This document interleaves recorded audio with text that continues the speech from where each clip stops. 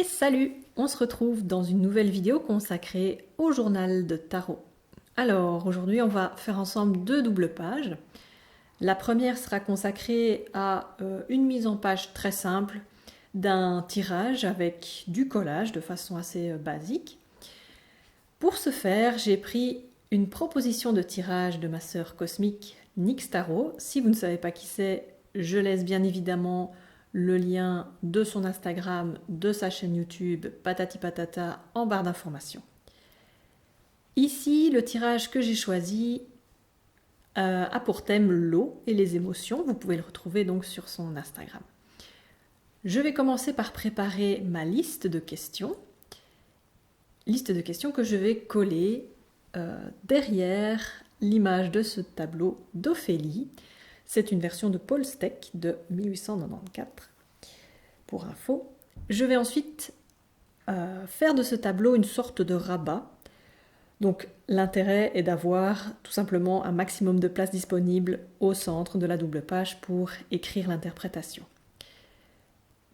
Je vais utiliser une seule image pour décorer cette double page. C'est simplement une photo de piscine découpée dans un magazine, rien d'extraordinaire.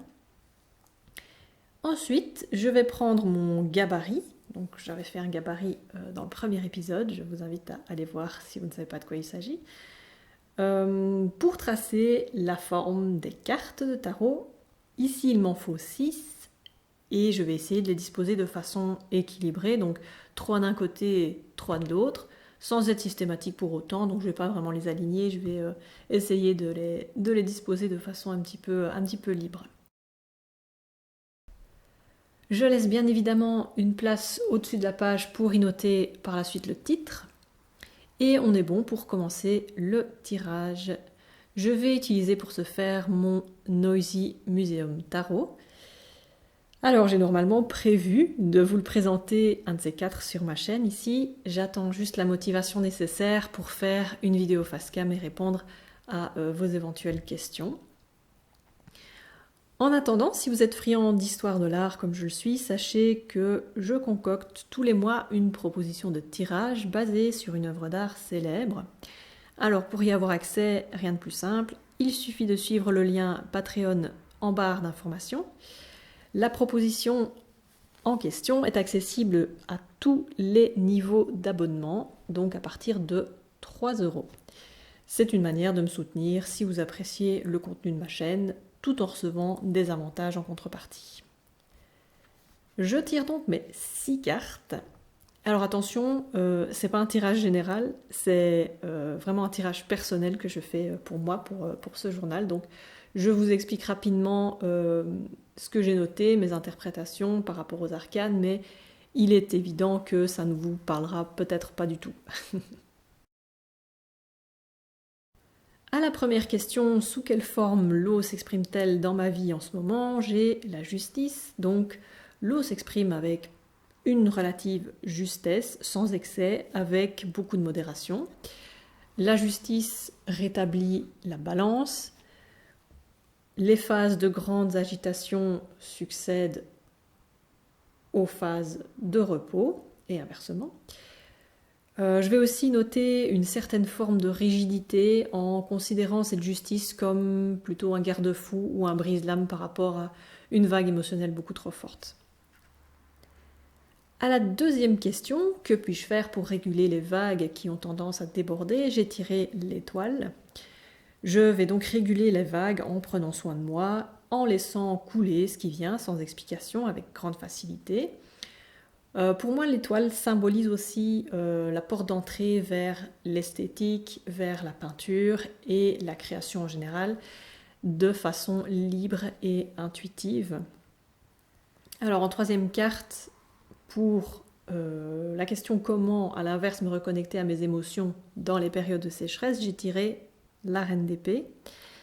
Alors le plus simple serait de la lire inversée, de lire la carte à l'envers, donc en délaissant le côté tacticienne, impassible, reine sans cœur, tout ce que vous voulez. Mais en fait, c'est un message qui ne me convient pas vraiment dans cette situation. Enfin, je ne m'y retrouve vraiment pas. Donc je vais prendre la carte comme une invitation à plutôt analyser, à revenir sur des situations passées, à se replier un petit moment dans sa tête comme une descente nécessaire sans pour autant aller jusqu'au shadow work, hein, mais tirer les leçons des situations du passé. Donc juste le côté compréhension des situations peut aider donc à débloquer de l'émotionnel par rapport à la question. Alors, qu'est-ce que ma relation avec l'eau peut m'aider à purifier et à nettoyer? J'ai le roi de bâton.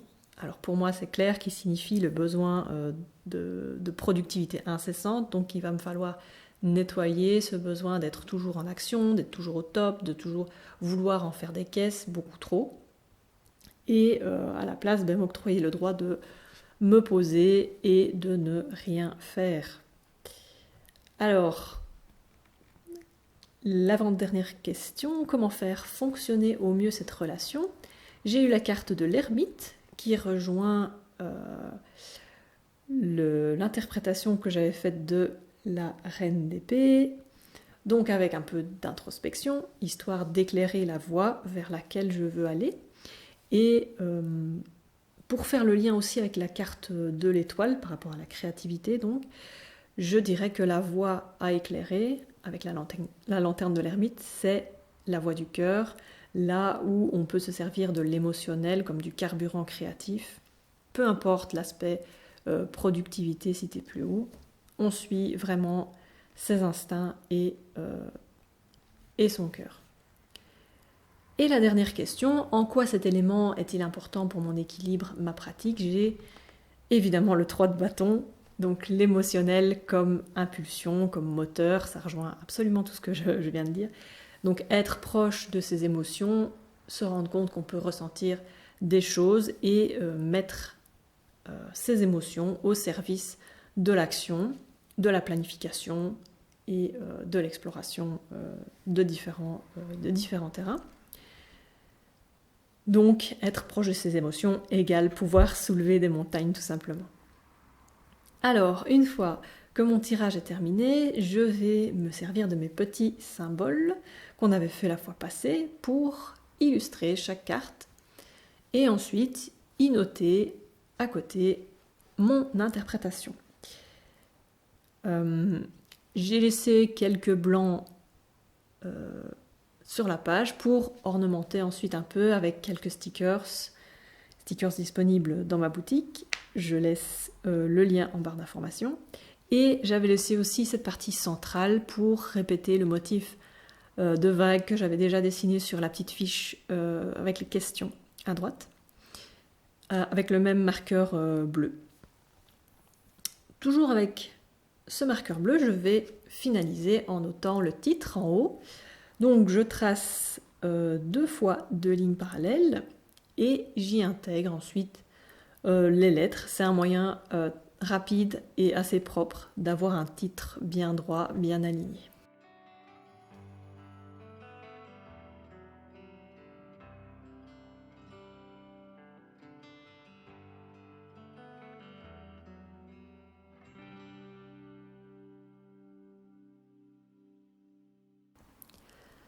Alors, sur la seconde double page, j'avais très envie de dessiner à la base une grande prêtresse, mais au final, j'ai plutôt été assez intriguée par ma carte de l'étoile, donc j'ai changé mes plans à la dernière minute pour faire un collage autour de l'arcane 17.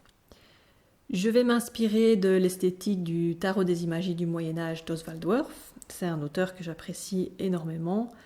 Dans son analyse de la carte de l'étoile, justement, il met en évidence, entre toute autre chose, les 8 branches de l'étoile principale, la grosse étoile au-dessus, là, qu'il voit comme l'étoile du matin, donc Vénus.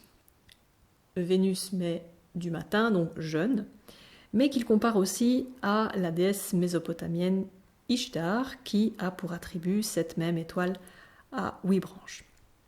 Alors dans mon tarot, le Noisy Museum, j'ai choisi de représenter l'étoile justement par Lilith. Lilith qui peut être assimilée donc par syncrétisme à Ishtar. D'où le petit autocollant en haut à droite de ma version punk d'Ishtar Lilith. Voilà, tout est dans tout, c'est merveilleux. Sur la page de droite, je vais vous montrer comment je fais très simplement un mémo d'interprétation comparatif. Alors tout d'abord, je vais noter sur 4 colonnes les mots-clés d'interprétation donc traditionnels qu'on va pouvoir retrouver sur Internet, dans les livrets de base des tarots ou alors dans des formations en ligne, etc. etc. Je garde en général la 4e colonne pour mettre les interprétations, on va dire négatives. Tout est relatif évidemment.